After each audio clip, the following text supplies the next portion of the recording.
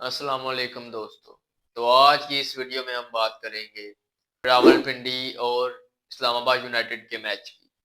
रावलपिंडी ने इस्लामाबाद को 156 रन का टारगेट दिया।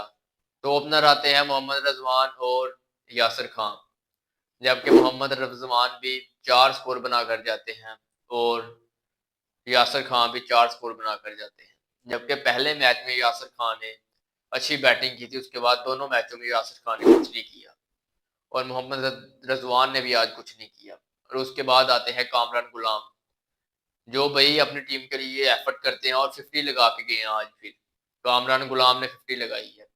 और उसके बाद चौथे नंबर पर आता है डैरन मिचेल भी 19 रन बना कर गया। उसके बाद आता है अब्दुल्ला फजल, वो भी कुछ नहीं करता भाई, वो भी अपनी टीम के लिए कुछ नहीं करके जाता। और उसके बाद आता है सैम बेलिंग, वो भी कुछ नहीं कर पाता अपनी टीम के लिए।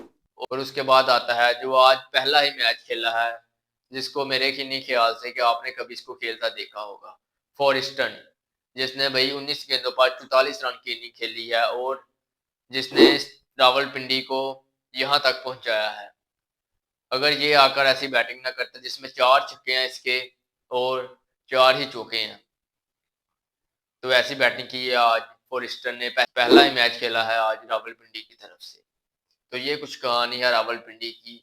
इस्लामाबाद यूनाइटेड को 156 रन का टारगेट दिया है।